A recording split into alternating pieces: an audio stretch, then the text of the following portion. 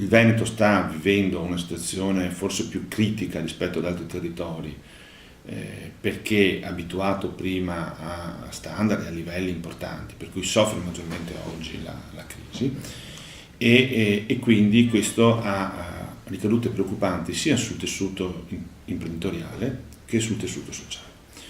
Noi individuiamo alcuni elementi di contesto che vanno attuati immediatamente, che riguardano il binomio impresa-lavoro. Quindi significa sostanzialmente e concretamente alleggerire il carico fiscale e alleggerirlo nel costo del lavoro e sia nella parte contributiva che nella parte fiscale. Questo significa dare ai lavoratori maggior potere d'acquisto, tema della domanda interna, e alleggerire per le imprese il costo del lavoro. Secondo elemento che noi individuiamo come prioritario è intervenire sul patto di stabilità. Il patto di stabilità è un fenomeno che ha determinato di fatto l'interruzione di opere e servizi per molte amministrazioni locali, anche quelle che avrebbero la possibilità di finanziare questi lavori. Quindi occorre fare due cose. Uno, ricontrattare a livello europeo i termini dei vincoli di bilancio, e quindi questo significa avere un governo autorevole capace di farlo.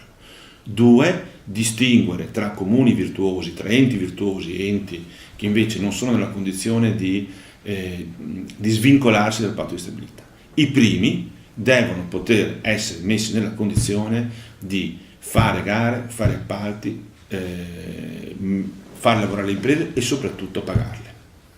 Questo significa non pensare a grandi cose, a grandi opere, ma significa pensare alle attività di tutti i giorni che possono essere le manutenzioni delle scuole, il rischio idrogeologico, le manutenzioni delle strade, cioè tutto quell'insieme di opere che da una parte garantisce il benessere del territorio e dall'altro mette in moto economia.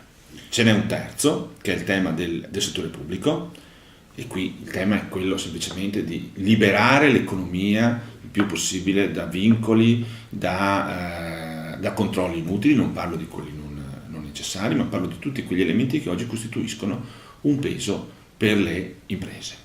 Poi invece ci sono delle questioni immediate, specifiche, rispetto alle quali noi stiamo chiedendo ai parlamentari di andare ad intervenire subito. E ne cito tre.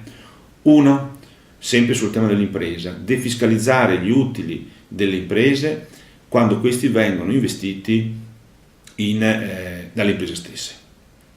Quindi significa spostare, se vi sono risorse da togliere, per diminuire le tasse, queste vanno al lavoro, abbiamo detto, e vanno alle imprese. Questo meccanismo noi l'abbiamo sempre utilizzato ed è un meccanismo che ci ha permesso di rendere più forti le nostre imprese. Per noi è una cosa che può andare benissimo anche per le imprese private. Seconda cosa importante su cui mettere subito le mani riguarda il ripristino degli sgravi contributivi per chi assume lavoratori dalle liste di mobilità provenienti da imprese con meno di 15 dipendenti. Questa è una questione che si è un po' incartata a seguito della legge Fornero e a seguito degli interventi ministeriali. Il tema è molto semplice.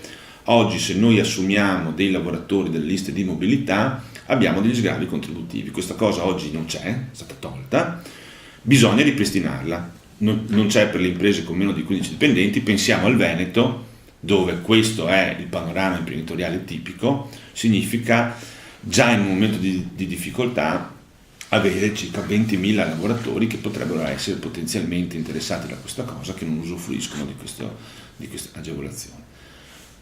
Terza questione che pongo è quella di ripristinare all'interno dell'ASPI il meccanismo dell'anticipo degli ammortizzatori sociali per costituire imprese o attività artigianali. Con la vecchia legge 223 voi sapete che si poteva chiedere l'anticipo della mobilità per costituire una cooperativa piuttosto che un'attività imprenditoriale e così via. Oggi questo elemento è stato bloccato e su questo occorre immediatamente intervenire.